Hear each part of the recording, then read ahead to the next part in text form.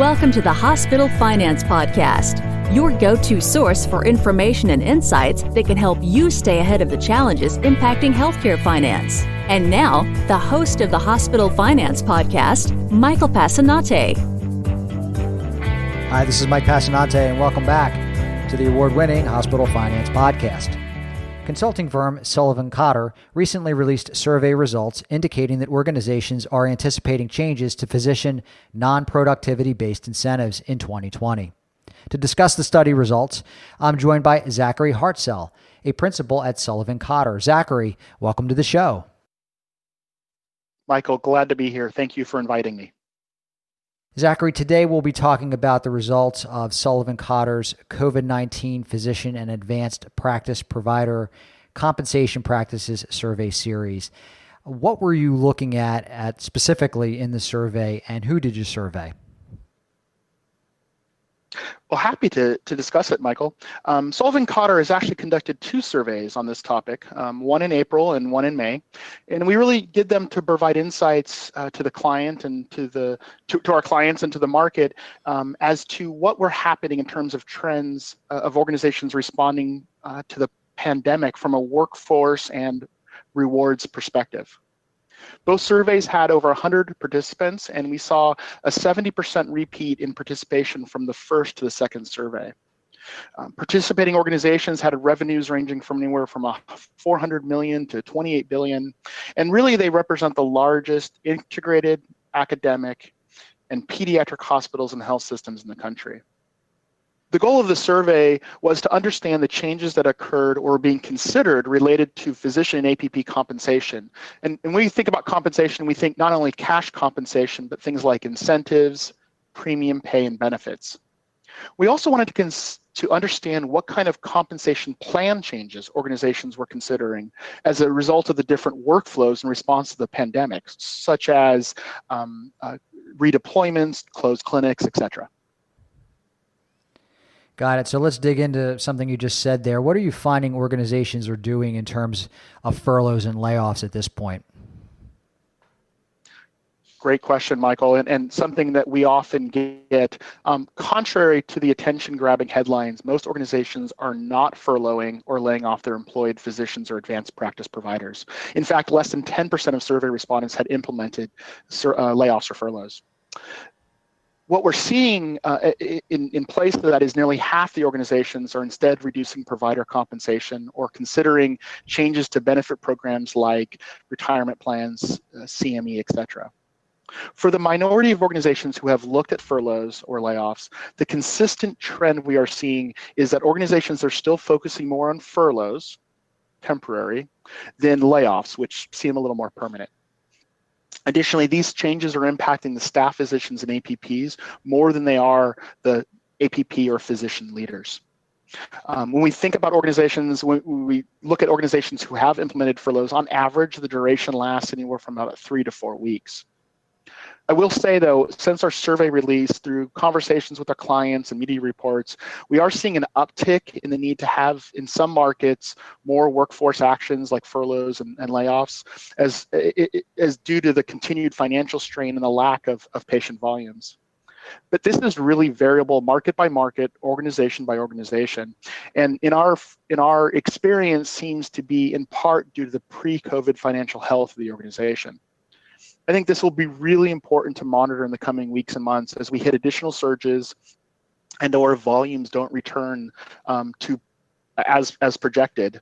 And if that were to happen, we could see result in increased prevalence of furloughs and layoffs. Whereas if volumes return greater than expected, we are going to see more returning to work and even potentially new hiring. Well, that would be optimal. Zachary, how have you found cash compensation and benefits? How have they been affected? We've been seeing changes in the way organizations are handling compensation of their APPs and physicians as a result of COVID. But it's not just the COVID pandemic, it's also the economic fallout from that. And again, like with furloughs and layoffs, these changes are occurring at variable paces and are really dependent on the degree of disruption the organization has experienced and their pre-COVID financial health of the organization. Now, within this, we have seen some things that we expect, and we've seen some surprises. For example, one surprise was we have not seen a lot of premium pay for physicians or APPs working in frontline areas, with only 10% of organizations reporting that they've considered or have implemented premium pay compensation. This was something that we were expecting a lot more of. Whereas compensation protections for physicians were expected, and we see them present. As of May, about half the organizations were implemented or were considering implementing temporary compensation floors.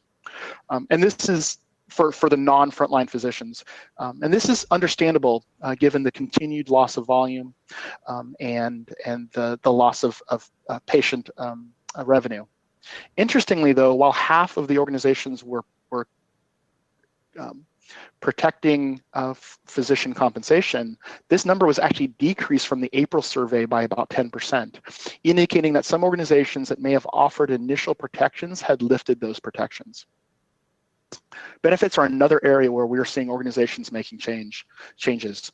In our May survey, about 35% had implemented or were considering changes to benefit programs, such as reducing or eliminating retirement plan contributions, reducing or eliminating CME funds or time off, or reducing PTO time. Zachary, let's talk specifically about physicians for a moment. What are organizations looking at in terms of salary protections and incentive compensation for them? Yeah, as I mentioned above, it really is dependent on whether they were frontline providers, and I mean ED, critical care, hospital medicine, or non-frontline. As we said, for frontline providers, we saw very little in the way of premium compensation.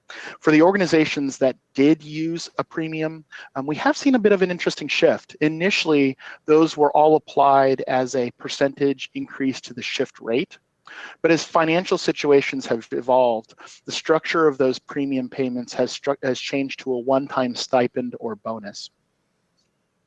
When we talk about non-frontline physicians, we talked about half the organizations having cash compensation protections for physicians experiencing a loss of shifts or productivity as a result of the loss of elective procedures or non-emergent visits.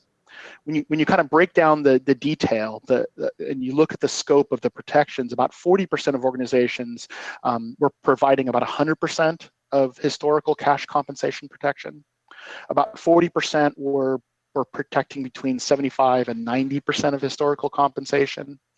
And anywhere from 5 to 15% were protecting somewhere in the neighborhood of 50 to 75% of historical compensation. So there was a significant amount of protection being offered.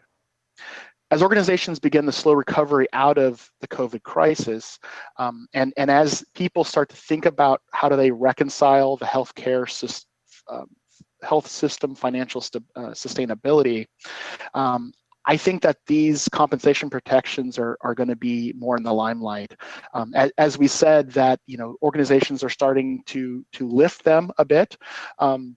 And I think as protections linger on or market conditions create the need for subsequent protections, we'll likely see that the increase of organizations requiring repayment of these, currently it's about 22%, but as this continues on, we may see more and more organizations requiring repayment. One last thing to talk about with physicians would be the incentive components. And when we talk about incentive, nearly 40% of organizations plan to modify physician incentive plans for the remainder of 2020. When we talk about incentives, though, in this context, we are specifically talking about non-productivity incentives, things such as value-based incentives or the system-wide incentives that physicians are eligible for. Not the productivity incentives that we spoke about earlier. Additionally, about a quarter of organizations anticipate making future changes to the physician compensation plan as a result of the fallout from COVID-19. Zachary, the work of many advanced practice providers was affected by COVID-19. Tell us about the trends you saw around redeployment and premium compensation for those providers. Well, as we discussed earlier, Michael, this is really interesting to me, being an advanced practice provider myself. And I think that this has really been one of the aha moments for organizations they have had as a result of COVID. And that is the value that the flexibility of the APP workforce can provide the organization. For example, 71% of organizations have redeployed or plan to redeploy their non-frontline APPs into frontline specialties. And I'll tell you anecdotally, that's not just the ICU or hospital-based units, but it's things like COVID screening clinics, telemedicine, infectious disease, and pulmonary medicine clinics. A critical consideration for organizations looking to redeploy their APPs is ensuring that they are redeploying the right skill set of APPs. This is incredibly important and can't really be overlooked. And this is often best accomplished through performing an organization-wide skill inventory of your APPs. Other important considerations when thinking about redeployment include clarifying emergency credentialing policies, reviewing staffing plans, and providing training for new care delivery and documentation requirements. On the compensation side, as noted, about half the organizations have made reductions to cash compensation, with the average reduction of approximately about 10%. While APP incentive programs are not as common as with physicians, in our survey, about 2/3 did say that they have incentive plans, which is higher than what we typically see. Our May survey indicated that about 1/4 of them were modifying their incentive plans. And when we break down the data, that was fairly evenly split between true modifying the plan, reducing the plan, or eliminating the incentive opportunity. I think what we're starting to see now is organizations think about the future. And in our May survey, about 15% of organizations anticipated making changes to future APP compensation as a result of COVID-19, with another 47% unsure. I suspect that as the pandemic continues and as there's more clarity around the financial situation post-pandemic, I suspect we will have more organizations making decisions about whether they will be making future changes to APP compensation. Do you have any recommendations for organizations that are revisiting their compensation packages for providers as a result of the pandemic? Yeah, this really may be a crossroads for physician and APP compensation, as it remains really to be seen as the COVID-19 will serve as a referendum on the traditional compensation programs. We imagine that there will be organizations who will use this disruption to escalate the movement away from productivity-based compensation to more performance-based compensation. I'll tell you though, there will be other organizations that will see this as an opportunity to double down on productivity in order to try to see a quick financial recovery. I think for all organizations, the overall question is, can you afford to return to the old model? Or is this time of disruption a chance to reset using a different formula? I think the challenge that most organizations will face is how to make these long-term decisions when there's still so many unanswered questions. How long will the COVID disruptions last? I think what's going to happen with telehealth and the payments? What impact will the rise of the uninsured be on organizational finances? And something that's not been as discussed as much, but will have a big impact, is the impending CPT coding changes, and how will those impact organizational finances and the physician compensation in the future? As healthcare organizations attempt to plan for these uncertainties, there's going to be a need for more efficient operating models. I think there'll be some right sizing of cost structures and reassessing the organizational processes and structures to become a little more clear. In that, I think organizations should be thinking about taking inventory as, do you have a clear and consistent base performance and work expectations of all your physicians and APPs? Do you have physicians and APPs working at the top of their license and training and are aligned with the outcomes like patient access, throughput, and quality?